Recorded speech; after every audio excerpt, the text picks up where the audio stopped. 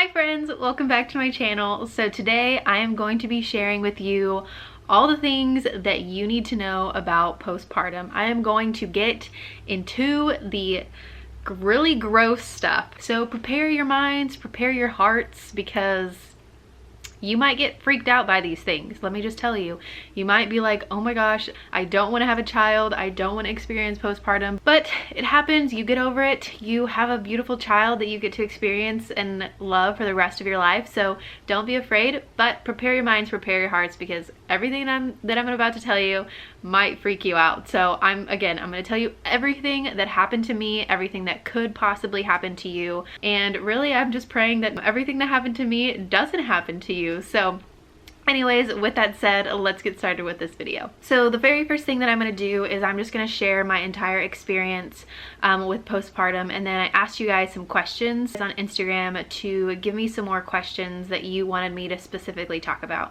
So after I share just like my entire experience, I'm going to pull my phone out and answer some of those questions. So to start from the very beginning, right after I had her, I did have second-degree tearing, and I also had side internal tearing. So my cervix was very tight, so I'm assuming it's because of that. Usually you just get a, slice. That's a very terrible and painful word. You get a tear from your vaginal area to your butt. So you could have no tearing, first degree, second degree, third degree, and I think there's even fourth degree that you could have. So I got second degree, which means that I got mainly like in the middle, probably, not all the way to my butt, but very close. So I got that kind of tearing, and then, like I said, internal tearing, because I had a tight cervix. So let me just say that one of the questions that I got on my Instagram as I was looking through it was, how was tearing? I'm very scared, or something like that. And one of the things that I was most terrified about when going into childbirth was the tearing, because when you think about tearing, like, that just sounds terrible. Like, your body is ripping. That is terrible. It sounds terrible, and it probably would be terrible if it wasn't associated with childbirth. Now, whenever it is with childbirth, you won't even know if you tear. You probably won't even know, because one, after tons of contractions, all the pain in labor, pushing, and for me, I was pushing for 3 hours, pushing however long you're pushing, and getting that baby out of you. When your baby comes out and you tear, your body sends so much, is it endorphins? I can't remember. The chemical in your brain where it sends to you not be able to feel pain. When your body releases that, it's the exact same time that your baby comes out, and so it's like a sense of relief, because you're no longer having to push, you're no longer having contractions, your baby is out, your body is now relaxed, and you don't even feel the tear. You may feel a little bit of pain, but the pain that you feel when you tear is nothing compared to the pain that you feel in contractions or pushing your baby out of you. And that's not to scare you, but to say that tearing is probably the least of your worries in birth, which to me, I would have never believed that if someone told me, but trust me, it is the least painful part that you'll experience. Your body, you most likely won't even feel it. So just know that. If you do tear, you will feel it afterwards for sure, but the feeling of the tear, you won't feel. Second thing that I wanted to say is when they stitch you up. So I did have to have stitches. I had to have the second degree stitches, and then also the internal stitches. So they do stitch you up, and they put lidocaine, I think that's what it is, on you, and you don't feel that. You may feel a little bit of it, like a prick of a needle or something, but for the most part you don't feel anything. But for me, it wasn't uncomfortable because of the stuff that they put. So they will stitch you up, and I was stitched up also. That won't be painful. So after they stitch you up, actually before they stitch you up, you have to deliver the placenta. For me, again, the placenta, delivering of the placenta did not hurt. The only thing that hurt was they pressed on my stomach, and when they press on your stomach, it feels like jelly, and it's the most weird and uncomfortable feeling ever. And so they press on your stomach and it's like really weird, and they're like feeling around in there, and then they tell you to push. And you just like take a deep breath, you push, and then out comes the placenta. So the only part that's really the most uncomfortable is the pressing. The placenta actually coming out isn't that painful. It just feels weird, and then you see the placenta, and that's also weird, but also really beautiful. So about an hour and a half after you do the golden hour time with your baby, where your baby is on your chest, it's now time to pee and use the bathroom. So they have this like huge like cart looking thing, kind of like the things that you see at IKEA, but they have like this rail in the middle, and you basically hold on to that, and they like scoot you into the bathroom. They help you turn around, sit down. You don't sit on the toilet, fully on the toilet, because you have this bottle. I should have brought all of my supplies, but you have this bottle, and the bottle is a peri bottle. Anyways, it's basically a squirt bottle and they fill it up with warm water, and you squirt yourself while you are peeing, because if you don't squirt yourself, the acid in your pee is going to burn. So you dilute the acid with the warm water. So you do the warm water, and then you put on your underwear, the pad, the ice pack, and that's about it. So after you first use the restroom, the first time you use the restroom, it's not scary. The second, third, and like until you are healed, I feel like you're kind of traumatized by using the bathroom, because you're afraid of like it's gonna burn, and you have to change your pad, your ice pack, like you're kind of afraid to pee because of all the pain that you're experiencing. But the first time that you pee, totally easy. If it's easy for you, then you probably won't be traumatized, but if it is hard, then the next time you pee might be a little bit difficult. So after you pee, for me in the hospital that I went to, you go to a separate room that is more postpartum. Okay, sorry, just left to feed my baby, now I'm back. So pretty sure I was go to another room.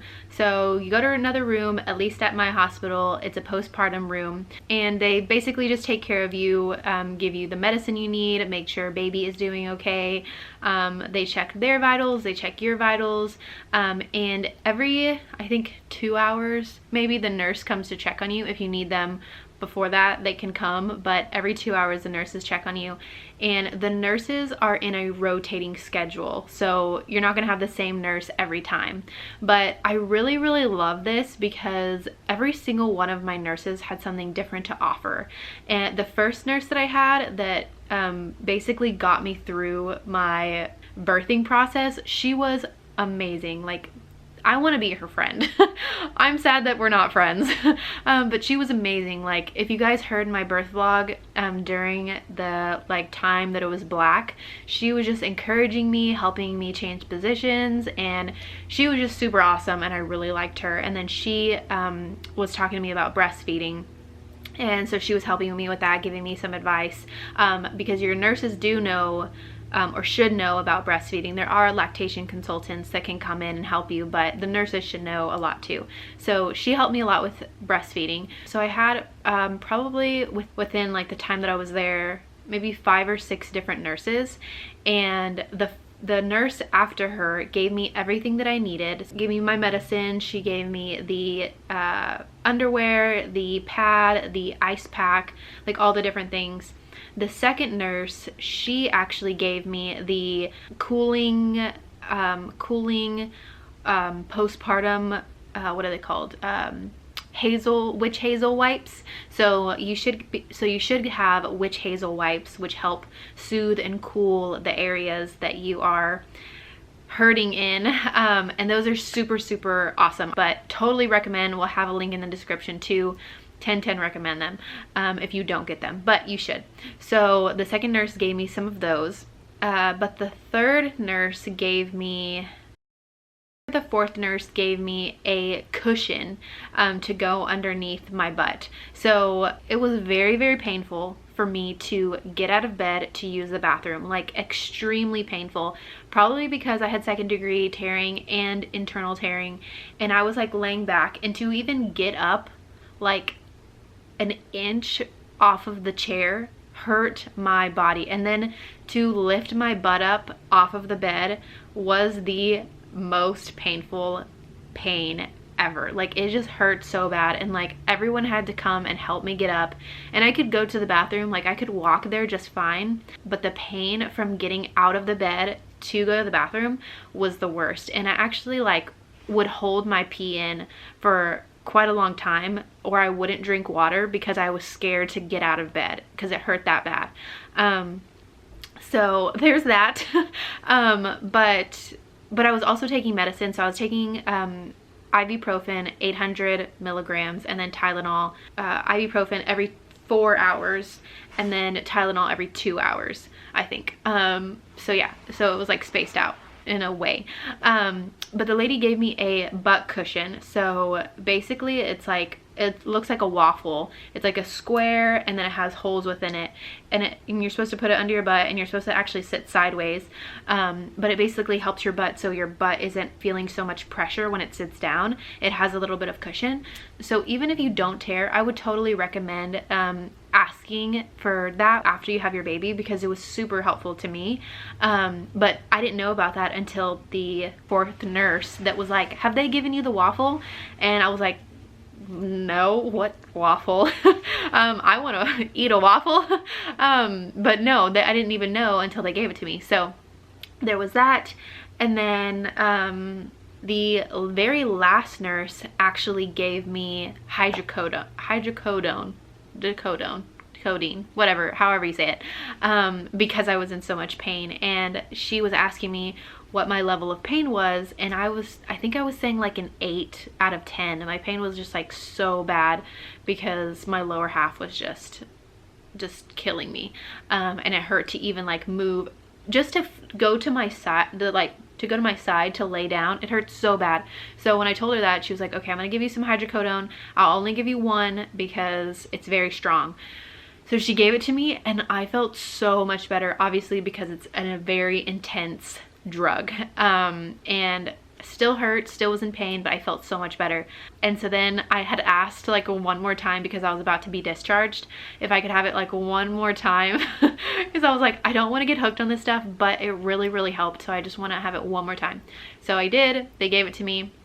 And then the rest of the time I had to do ibuprofen and Tylenol. So that's hopefully that was everything from the hospital. But having multiple nurses is amazing because they all offer something different. So there's that. Oh, one of the nurses also told me about sitz bath. So that was another kind of wise thing that someone was telling me about, to take a sitz bath. Now she was saying that a lot of people put salt or Epsom salt in their bath, and that is not, you should not do that. And her reasoning was that if you put salt on a wound, it is going to be so painful. So why would you put salt in a bath when you have open wounds trying to heal? And I was like, okay, yep, nope, stop there. I will not put Epsom salt in the bath. And so she was like, basically just do warm water, sit in there, put the waffle in there. We didn't put the waffle in there. We just did some towels as cushions. But she was saying if you want to, you can put the waffle in there, just make sure to dry it really well so it doesn't get moldy or anything. And then do that once or twice a day. So take the sitz bath. For me, it was hard to sit and to stand. So most of the time I would just lay sideways. And one of the hardest things about that is, for me, I didn't feel like I was doing a great job as a mom, because I would sit on my waffle and I would feed her and I could burp her, but then I couldn't really soothe her, because most of the time soothing is standing up and rocking her or going to change her. I couldn't stand for a long time, so I couldn't really change her. And so it was a lot of Connor's job and my mom's job doing the soothing and the changing. And I always felt really bad because I was like, I'm basically just feeding my baby and that's it. I'm not soothing her. I'm not taking care of her whatsoever. And feeding is a huge part of taking care of, but I had to get through that a few days into postpartum, because I was like, all I'm doing is giving her food and I'm not doing anything else. I don't even feel like a mom.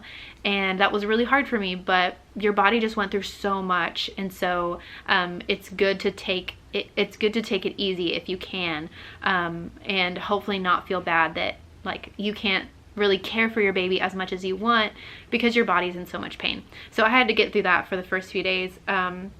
And then as far as blood, you do bleed a lot, but it's almost like a really heavy period, and you're kind of shocked, at least for me at first. Like when I saw all that blood, I was like, oh my gosh, there's so much blood coming out of me. But you don't have a period for 9 months, and so like the idea of blood coming out of you seems very scary, but it's pretty natural if you think about it. Like there's blood coming out of a woman, you just forget, and then you think it's scary that blood is coming out of you. But for me, blood lasted about, I would say like 2 to 3 weeks maybe. The third week it was like kind of on and off, but it kind of went away the third week. And since we're on the topic of blood, I'm pretty sure I started my period a few days ago. Most people who breastfeed don't start their period, but I'm pretty sure I did. And mine was like, I didn't have any cramps. Basically it was just like blood coming out. This sounds really, very gross. Blood coming out. It was probably like a medium amount, wasn't heavy, wasn't maybe even towards like the lighter side. But it only lasted for, I think I'm done today, so like 3-4 days. So yeah, so had my period. It can happen. If it happens to you, I'm so sorry, but it can happen. Okay, so another thing I wrote down is I'm getting very intimate with you guys, and I'm just gonna keep getting intimate with you guys. So I experienced hemorrhoids after childbirth, and I didn't experience them until 2 to 3 weeks after giving birth. So they give you stool softeners that you should take once or twice a day, and I was taking them, but then I stopped taking them because I was like, oh, I'll be fine, I'm drinking enough water, I'm eating the right foods, like I'll be fine. And also, pause on this, you don't poop until like day 3, because your body has gone through so much. You most likely won't poop for a few days, and it's the weirdest thing. You're like, I'm pretty sure I should be pooping, but you don't, and you don't feel constipated. Like, it's weird. But like on day 3 you'll start to feel like your body needs to go, so you most likely will, but you'll have to take stool softeners. Back at this, so I stopped taking them because I was like, I'm drinking enough water, eating enough food, and within like probably a week I ended up getting hemorrhoids. If you don't know what hemorrhoids is, Google it. But basically, like, I think I got the more like intense version of hemorrhoids because I wasn't taking my stool softeners. So I noticed that I was getting it because, so I didn't know what they were either. But I was using the bathroom and I looked in the toilet, and there was quite a bit of blood in the toilet, and it wasn't coming from my front side because I had just wiped, and I was like, that's weird. I don't think it was, I'm pretty sure I had finished bleeding, and I wiped my back area and there was blood. And so turns out, I Googled it, I have hemorrhoids. So sorry I'm telling you this. I'm so sorry. So yeah, I had hemorrhoids, and they lasted until probably last week. So like a month and a half, and not that intense. They only lasted for probably a month of bleeding, but then that like sore healed up, and it's kind of like mild hemorrhoids now. But I just have to drink a lot of water, eat foods, and I don't have any more stool softeners, so I can't take those unless I ask for them. But anyway, so yes, you could get hemorrhoids, so do take your stool softeners. Even if you think that you don't need them, take them, because you do not want to get hemorrhoids. They are the worst. That was one of the reasons that it was so painful for me to sit down, was because my butt had been bleeding and it was so painful. So probably until last week has it hurt to sit down. So I sit on a waffle still. I have the boppy. I use that to sit down. I don't even use it to breastfeed. I use it to sit down. So yeah, all that to say, take your stool softeners, people, because you definitely need them. So the next thing is talking about sex, and then I'll get into the questions. So I don't like talking about sexual sex. Okay, so to be completely honest with you guys, Connor and I have not been intimate with each other since I've basically given birth, or like a few weeks before that. And the reason is because I have been in so much pain still. So basically what's happening with my body, I went to the doctor a few days ago, and I had overgrown tissue on my side internal tearing. I had overgrown tissue. So basically there was like all this tissue hanging out in my canal thing. I don't know if that's the cervix or the vagina. I'm not sure. Whatever the thing is, it was just basically hanging out in there. So I had to get that frozen off. Well, found out that while it was there, I've had for the past like week and a half, 2 weeks, a bacterial infection. So, and I didn't know that. I was like experiencing like some discharge, but I thought that was normal. I just had a baby, discharge, thought it was normal. No one tells you that it's not normal, so you don't know. And I had been experiencing this, and so I was like, I need to ask my doctor. Turns out, have bacterial infection. I need to treat that before we can be intimate. So we could have started, but had overgrown tissue, had bacterial infection, and on top of all of that, I haven't been able to stand straight up for more than 15 to 20 minutes. And the thing that I've been feeling for the past like month is that whenever I stand for longer than that, I have this intense pressure down on my lady parts where it feels so bruised that I need to sit down, and it just like hurts so bad. And so like, again, I'm not able to soothe her as long as I could possibly soothe her, and it's just like, it's just very painful. And again, I thought this was normal. I was like, I just had a baby, my body hurts, it feels bruised, this seems natural, and like, of course I would be bruised, you know, like I just think that I just like had all these thoughts of like, this is natural, this just makes sense. But it just was like not going away, and everyone was telling me like at 6 weeks you should feel better and all this stuff, but I wasn't feeling better.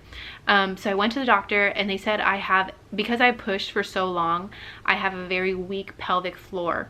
So whenever you have whenever your pelvic floor gets too weak, your muscles aren't able to support your body, and so there's like so much weight, and so like your lady parts can start feeling heavy, they can feel bruised, and if you don't start exercising your body, your like insides can start falling out.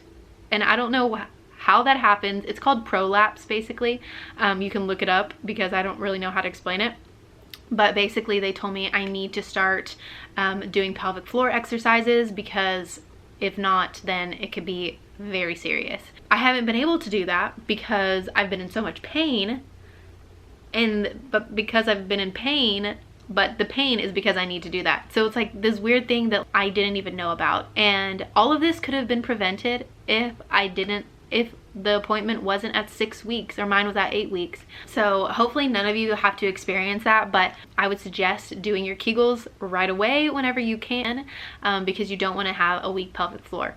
And if you're having weird discharge, tell the doctor, and hopefully you don't have overgrown tissue like me. I just have a lot going on.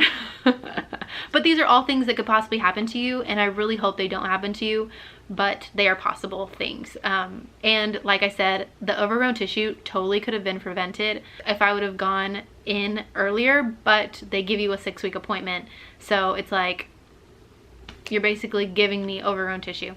Anyways, so I think that was it for things that I wanted to tell you guys, but now I will go to y'all's questions. Oh, another thing that I wanted to mention before I get into the questions is talking more about sex, is ask your husbands like how they're feeling, because me and Connor haven't been able to in now it's like 2.5 months.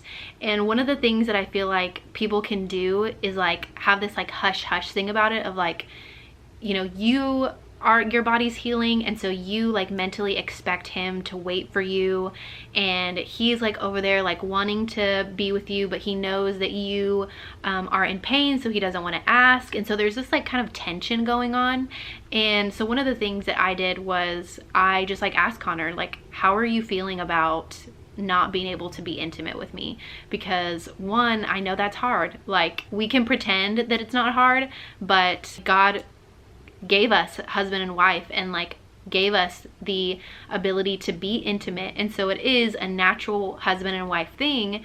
And to pretend that it's like not a thing because you gave birth is probably not good for your marriage. So I just asked him how he felt about it, and we had a good conversation. So husbands, know that your wives are going through, you know, some difficult changes and are healing, but wives also acknowledge that it's hard for the husbands to wait for you and to not be intimate with you. So just have that good conversation with each other. If it's been a long time, or even if it's not been a long time, just asking, how are you feeling? How are you doing through this? And just having those conversations. So that's some advice that I would give for the intimacy. Okay, now to answer y'all's questions. It's starting to get dark outside, so the lighting is gonna get weird. How is breastfeeding going? It's going really, really great. If you guys have been following me on Instagram, and I think that's basically where I've shared it, I have an oversupply, and so bad and good, because sometimes I choke her and she coughs a lot because my thing is going out so fast. So I had an oversupply, and it's kind of like regulated out, but I still have a fast letdown, so it just means like it sprays a lot. So still working on that. She's become like super fast eater because of that, so she eats within like 15 minutes, which is like such a blessing because I'm not like sitting there waiting for her. But yeah, so breastfeeding's going great. I really love it. I love just being with her and having her with me and providing food for her. I just like love everything about breastfeeding, and I feel just like so blessed to have this experience with it. I know everyone doesn't, but I also went to 2 lactation consultants to make sure that I was doing it correctly, and to address my oversupply, and to see how I could help her with it. So if you are struggling with breastfeeding, definitely recommend a lactation consultant, because they were super helpful to me. So yeah. Oh, how long before you can have sex? So you usually are supposed to wait 6 weeks. Everyone heals differently, but the recommended is 6 weeks because of healing, and your body needs to heal and everything. So yeah, recommend 6 weeks, or just like go in and ask your doctor or call over the phone. Are you at your pregnancy weight? So pregnancy weight is interesting because yes, I'm at my pregnancy weight, but I still look like 4 months pregnant. So the idea of like getting back to your pregnancy weight could be good for some people, but for me, before pregnancy, I was at a certain weight and I was like strong, I was fit, I was toned. Now I'm at my pre-pregnancy weight and I'm flabby. I have 0 muscle anywhere. I can't even fit into my jeans still, and I'm just like not fit at all. So it depends for some people. Some people that's good, some people that's bad. So the idea of pre-pregnancy weight, are you back to that, really isn't like a gauge for how you look, if that makes sense. Have I experienced hair loss? No, I haven't. I've heard it usually happens about 6 months further, but it could not happen. I hope it really doesn't happen. But I feel like it might, because when I was pregnant, I didn't lose like 90% of my hair, 99% of my hair. You know, like if you're in the shower and you're like doing your hair like this, like a few strands will come out and you put them on the wall, you know. Whenever I was pregnant, that never happened. I never had any hair come out in the shower that I saw. It was insane. I had the fullest head of hair. So if my hair was to get rid of that pregnancy hair, then I probably would lose some. And like right now, I'll lose like this is 1 strand, you know, like whenever I do this, I'll lose a few hairs, but nothing like super hair loss that I've experienced yet. And I hope I don't, but no. Not yet. How easy, hard is it adjusting while also recovering? It was pretty easy for me because I had family helping. I was able to adjust to night routines, having a baby, bathing her while my mom was there. But it's also, like I was saying, hard because you want to be a full mom. You want to do like full mom mode, but you're still healing. And so for me, it took a little adjusting emotionally because I couldn't fully be mom. I had to recover. I had to take time to like heal myself, and that's very important. So just mentally preparing yourself that you can't be fully mom yet, because sometimes you do have to take time to recover. So that took about probably like a week to adjust to the fact that I have to take care of myself too. I can't just like all the time be giving myself to her, and because I couldn't feel sad or depressed about that. So did everything hurt down there after giving birth? Yes. Did I have postpartum depression? So one thing that I want to say about postpartum depression that I learned in my centering class is only 10% of people who give birth experience postpartum depression. A lot of people don't know that. So 80% of women experience what's called baby blues. And baby blues is basically like you are sad about, you know, your pre-pregnancy weight, or you're sad about, you know, your belly being gone, or you're just like sad about certain things, but you can find joy in your baby's smile, or you can find joy in like small moments, but for the most part you have like this kind of sad feeling. That's not postpartum depression, and I'm probably not explaining it to the fullest, but if you want more information about it, I can link it below. But there's a difference between baby blues and postpartum depression. Only 10% of people, so 80% experience baby blues, 10% experience postpartum depression. And postpartum depression is more intense, where you can't find joy in circumstances, you're like depressed about everything. And then there's a next level, which is like very extreme, and I can't remember the name of it, but it's like more on the scary side. But even if you are experiencing baby blues, let the doctor know, let someone know. And for both of these, be in community with people, be in mom groups, talk about these things. Don't isolate yourself and feel like you're alone, because every mom, whether you're going through baby blues, postpartum depression, or nothing, you are experiencing being a mom, and that's very hard. So don't do this alone. If you're experiencing it, reach out to someone, but know that there's a difference between baby blues and postpartum depression. One thing that I found about putting things on yourself, even with like anxiety, is when you say I'm an anxious person, or I am this, I have this, you are declaring that over yourself, and that's not what you want to do. Declare like, I can find joy in this, or I can find joy in that. And if you can't, seek help. Like, seek help, find someone who can help you through that, because again, you're not alone. But if you are experiencing baby blues, don't say that don't extreme yourself into postpartum depression, because you don't want to put that on yourself. But with all that said, I have not experienced either of those things. And I would say that the reason I didn't was because my mom and my family were here for 2 weeks helping take care of my baby. And so I was able to get sleep. Lack of sleep really like takes a toll on your emotions. And so I was able to sleep. I was able to have family and just like be joyful around them and stuff like that. However, when I experienced when my emotions came back in, so usually by day 3, your emotions will all come back in and you will just start crying for no reason. I cried at literally everything. But I cried out of happiness. So like I would see her and I would cry because she was so beautiful, and I would look at the mountains and I would cry because they were so beautiful, and like I cried about everything. I even cried thinking about crying. Like I just cried all the time. But I cried more out of joy than out of sadness. So that's how the emotions hit me. And so I completely understand like postpartum depression, baby blues, all of those things, because when your emotions come back, they hit you hard. You are in a roller coaster of emotions, and it's just like, it's just insane. And I'm so glad I'm not dealing with those emotions anymore. I'm still like emotional, but those are intense emotions. Like a few days after you give birth, your hormone levels are like all crazy. But yeah, so overall didn't experience it, but if you are, seek help, find community, and know that like you're a mom and you're doing amazing, and we're all going through this crazy journey of motherhood. Did you use any Mom Frida products or help with postpartum bathroom care? No, I didn't actually. I probably should have, but I didn't. So I just used everything that they gave me at the hospital. So when you go to the hospital, it's starting to get really dark in here. When you go to the hospital, after you leave, they should give you everything that you need. So they should give you the diapers, the ice packs, the pads, the witch hazel pad thingies, they should give you everything. Oh, the squirt bottle, they should give you that. If you want something probably better, FridaMom has better options, but if you don't want to spend the money, the hospital will give you all the things that you need. So just know that you don't have to buy FridaMom, but they probably have better stuff. Oh, and then also helpful tip is, I don't know if everybody knows this, they probably do, but the lady at the hospital told us to use diapers. So I use diapers as my ice pack and my pad.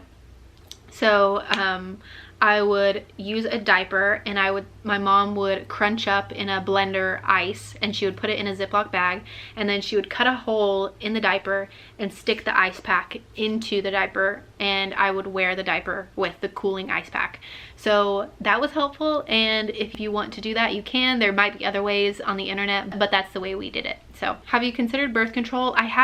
I don't know if I want to do NFP or do NuvaRing again. I was on NuvaRing before getting pregnant, and it totally messed up my body.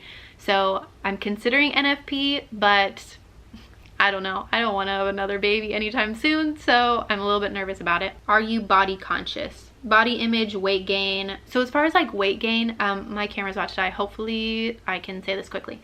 Before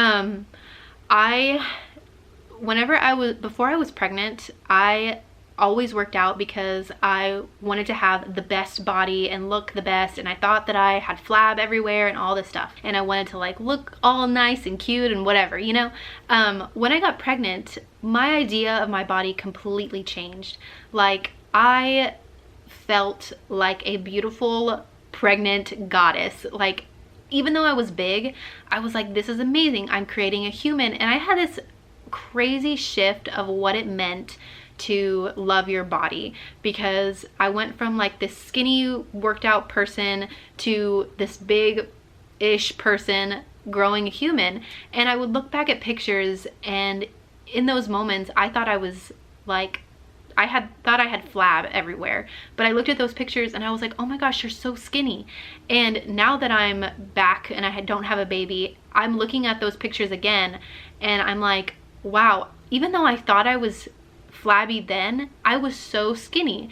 And now I'm like, I don't want to be in the body that I'm in right now and think I'm fat or I'm ugly or all those things, and you know, a year from now look back and be like, you were so beautiful. Why were you like saying those things about yourself? And so I like decided that I was going to love the body that I'm in right now. I don't want to be that person anymore that, you know, a year down the road, 5 years down the road, looks back and is like, why didn't I appreciate my body then? Why didn't I see the beauty then? And so I'm like, okay, even though I'm not like 100% like I'm the hottest, I'm going to appreciate everything about me. Like, I'm gonna appreciate my stretch marks. I'm gonna appreciate me looking 4 months pregnant. I'm gonna appreciate the fact that I have zero muscle whatsoever, and that I'm like the flabbiest I've ever been in my entire life. And I'm just gonna appreciate that no matter what. And so I like kind of basically shifted my view of my body, because I could totally think that I look like not cute and disgusting, but also I have to remember I created a human, a beautiful human who is so adorable with her beautiful blue eyes. And also, like, I want to just love who I am right now and not think in the future I should have loved myself now. So as far as like body image, I'm really just like slowly having that mindset. Of course, every time I look in the mirror, I'm like, I can't wait to go to the gym. I want to lose all this, like, but then I have to take a step back and be like, it's okay. I need to take it slow. I need to just appreciate every single day. Okay, my phone died. I knew it was gonna do that. I mean, my camera died.